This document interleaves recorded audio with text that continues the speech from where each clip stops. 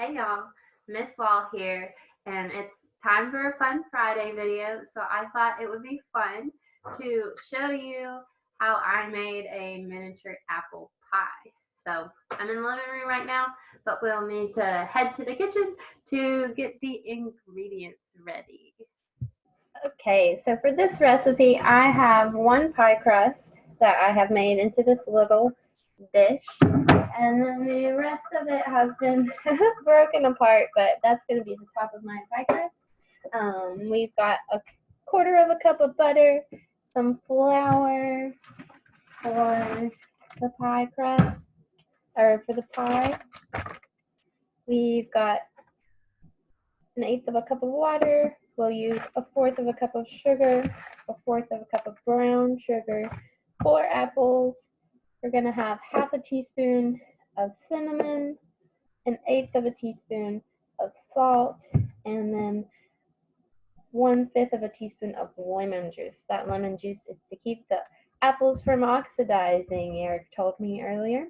So the first thing I want to do is peel and cut these apples into small slices so they're ready for the apple pie. These apples have been washed and their stickers have been removed, so we just want to slice those in half, and then I'm going to peel them, and by the time we get back, they're all going to be peeled and sliced. Okay, so far I have peeled and sliced one apple. So the slices are pretty thin. These are Honeycrisp apples. I looked it up, and these are ones that are okay for apple pie. I also squeezed my lemon juice in there, so while these apples wait, they don't turn brown. The way that I peeled my apples was with this fancy peeler. So I just went over the apples like this, and the skin slowly comes off. So I'm going to peel this apple and then show you how I sliced them as well. Okay, so I've got my peeled apple, and what I like to do first is cut it into 4.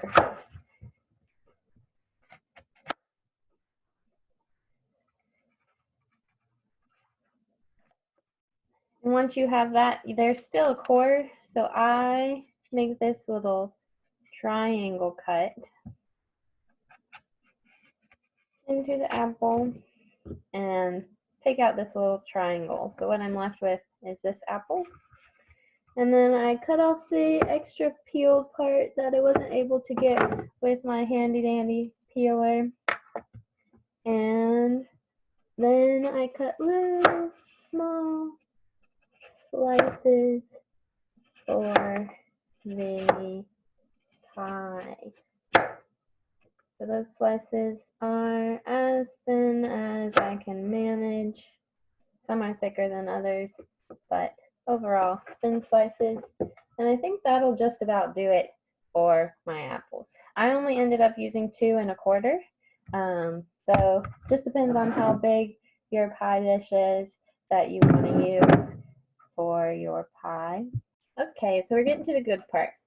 These apples are finished, so I'm going to put them to the side. So I'm blending 2 recipes. One is online.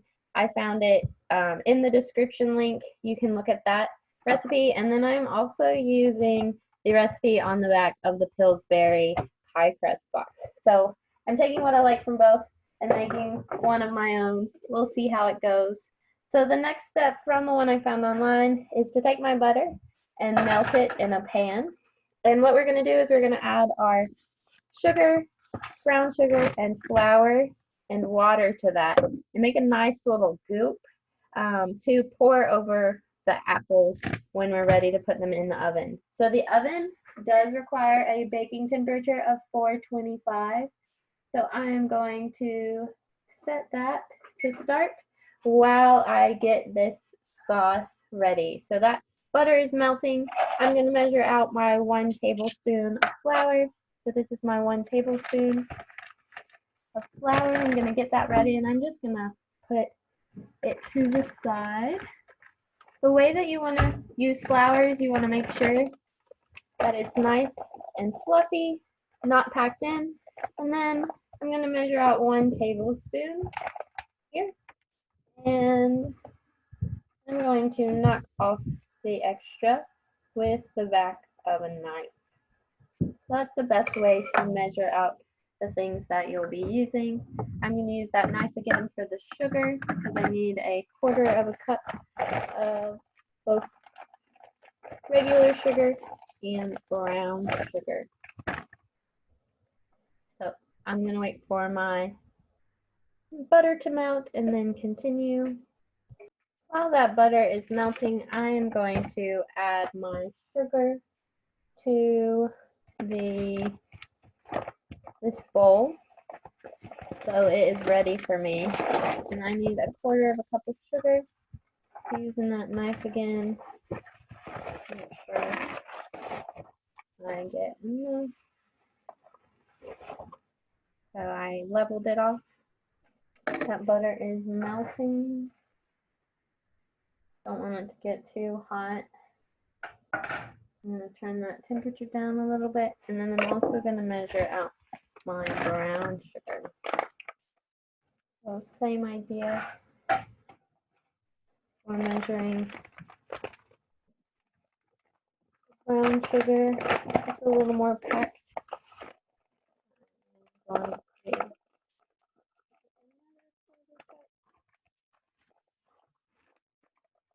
Sorry you can't see this very well. It's a tiny bag.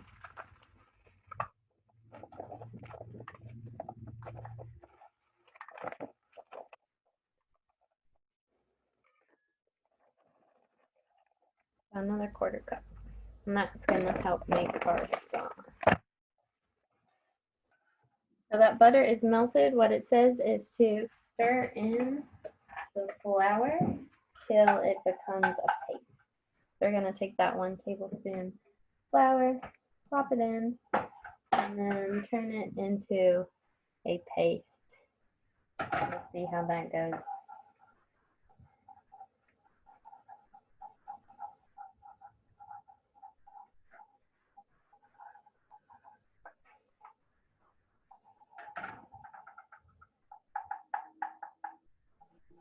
So I'll have this cook for a second before adding.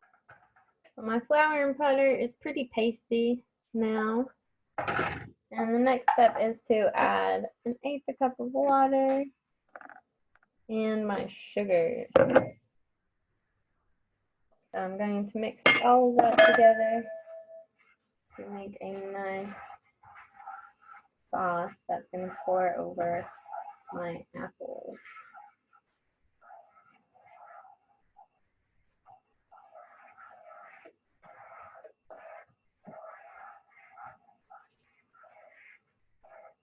Beautiful. I don't think you can see it from there, but I'm going to bring that up to a simmer and let it simmer together while I get the apples ready for their next part. Smells good. So back to the apples. The recipe in the Pillsbury dough box calls for cinnamon, and I think cinnamon is a great thing. So I'm going to add in 1/2 of a teaspoon, a little under 1/2 of a teaspoon. I want to measure not over my apples, but over another cup. So a little under 1/2 of a teaspoon here. Plop that in. Pinch of salt. So I don't have 1/8 of a teaspoon, so I'm just going to pour about 1/4 into here. Put that salt in, and then my lemon juice is already added. So I'm going to mix this up nicely so that all the cinnamon gets spread around.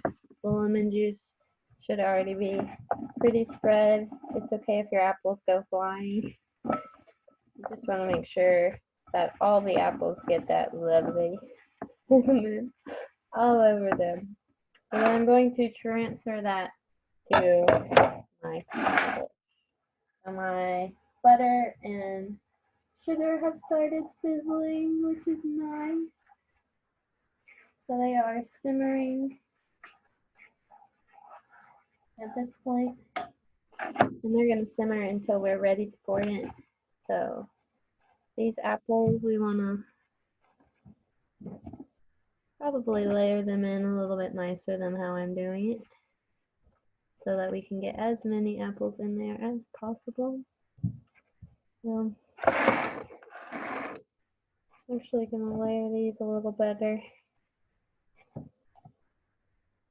This is my first time making an apple pie, y'all. Hope it turns out okay.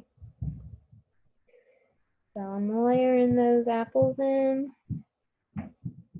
so that we can get as many in there as possible.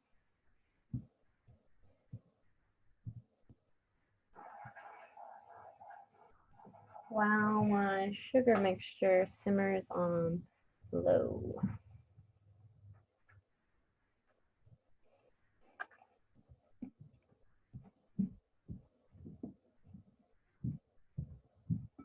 You can fast forward through this part if you don't want to watch me stack apples.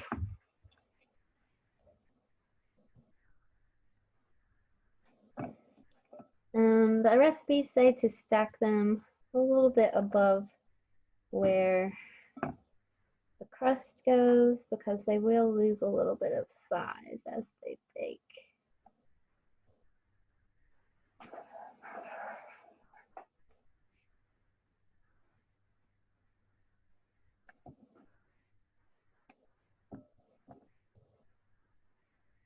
So scoop up any last bits of cinnamon with this last apple. And that is my setup for my apple.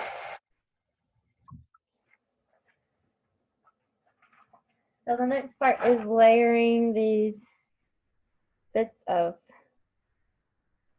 pie crust that I didn't use earlier. And they're going to make the top of my pie.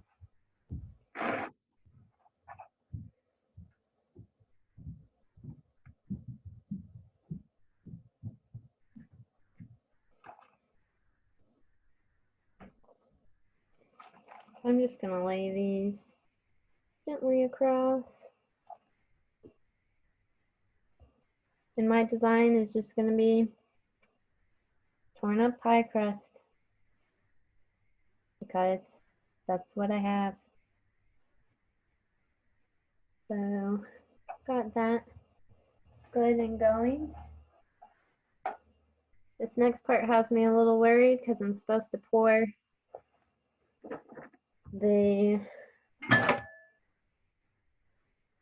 sugary saucy mixture over the pie crust. So I'm going to make some holes in this, even though there's already some holes, to make sure that that liquid goes into the pie and not all over my laptop.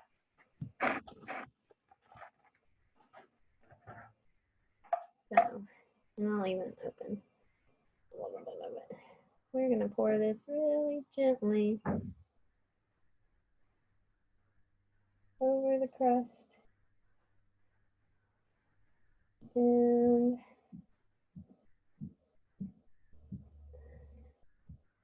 maybe open up some other layers so it'll get down in there. And I will show you the product when I am done.